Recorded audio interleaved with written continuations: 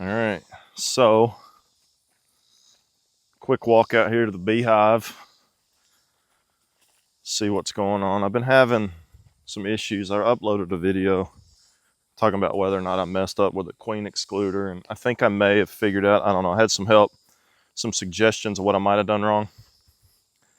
So we can watch the bees for a minute and I'll ramble. As a beginner, I started out at the end of April, beginning of May. I bought a 5-frame nuke and I put it in this single brood box right here, just that brood box. If you're a beginner and you're just kind of starting out, I remember when I was starting, it was kind of all the terms, I guess, kind of get kind of confusing. But this box right here, the original box, I guess, if you want to call it that, is what everybody refers to as the brood box. And then as you stack boxes, these are your supers. So I started this at the end of April, beginning of May with a 5-frame nuke. Bought a nuke from a local guy and put it in that single brood chamber. If you stack another one of these on here without a queen excluder, then that's a double brood box, they'll call that. All right, so the queen can go up and down. And that's kind of what I've got mine set up as now. But I was having trouble, so I went about a month and a half. I waited till the brood box was 80% full. And then I put on the super. And my bees wouldn't do anything in the super. It's August now, and they haven't touched that super. They won't do anything in it.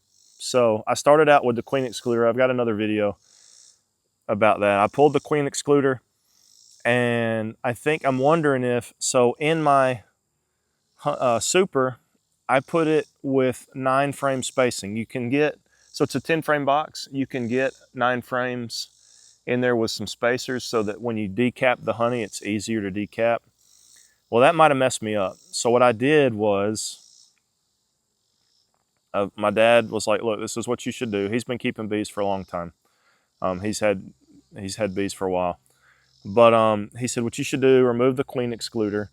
And then I think he read this in Dadent's book. I'm not 100% sure, but remove the queen excluder. And I've gone back to 9 frames here, or 10 frames. I went to 10 frames here, did that.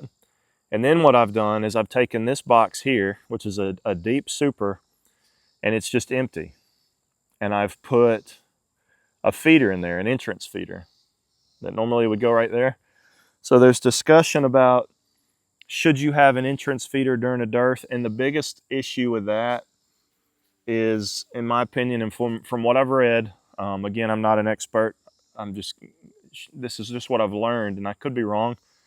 Dunning-Kruger, right? But the largest issue is that you'll have robbing, right? So there's not enough nectar. None of the bees in the area are happy. And I'm pretty sure I saw some robbing actually yesterday. I had a bee, either 2 bees from this hive just weren't getting along, or a bee from a strange hive showed up, and my wife saw it as well. And the bee, there was a really strange, he was like an orange color. See, there's something right there. A bumblebee or something. You can see that big bee right there. Maybe thinking about robbing the hive. It's over here now. That's funny. Talking about robbing and something shows up. It's still buzzing around, that big thing right there. Let's just watch for a second. See what happens. I'll keep talking, but so anyway, what I did was I put a feeder in here. If you put the feeder out here, the robbers can come in and kind of get in your hive. Because that's what they do, right? They show up and they get in your hive and they're stealing your nectar, stealing your bees' food. Well, if you put the external feeder right there, it gives them the opportunity. It's easier for them to rob. It's like leaving your cache on your front porch rather than putting it on your 3rd floor with 40,000 century bees, right?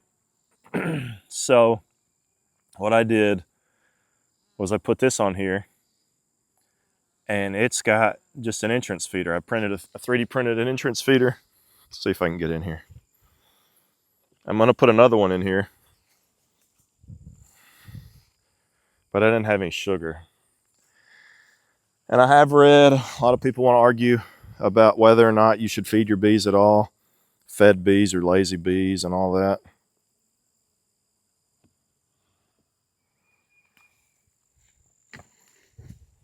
I got a couple bottle caps here for vents. Sorry, I'm not.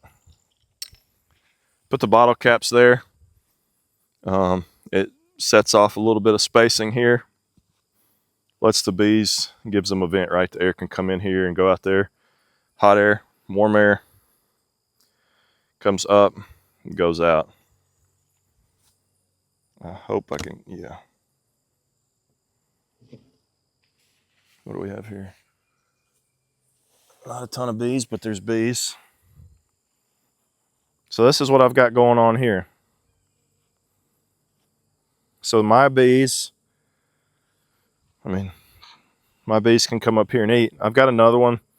I think I already said that. I didn't have any sugar. And I'm feeding them. And so what I was told was that this will do a couple things. It will encourage the bees to come through this comb, these frames. Maybe they'll start building. What I did yesterday, so I took all these frames out, took them into the shop, re-waxed them. And I had some burr comb. And again, I'm a beginner. I didn't ask anybody if this is how I should do that, but I took a bunch of the burr comb that I had, and I melted it down and got the natural wax that the bees had put in the hive. And I thought maybe, it'll smell like home to them. I don't know. I could be wrong. They may not build on these at all. And I do need to get my hive beetle traps back in there. Maybe I've got a little bit of hive beetle, small hive beetle going on. I've noticed normally I can find one on the outside of the hive somewhere, but maybe not today. And you'll hear a lot of people talk about if you leave your hive in the sun all day, you won't have hive beetles. Well, this hive is pretty much in the sun all day. It does get like morning shade, but it doesn't get afternoon shade. Hottest part of the day, it's right there in the sun. But anyway, so that's what I've got going now. Another one's getting printed. I'm going to put it in there, and we'll see what happens. Maybe that'll fix my problem. If you're a lifetime beekeeper and you see something I'm doing on here wrong, tell me in the comments, and maybe I can learn some more. All right, then. Take her easy.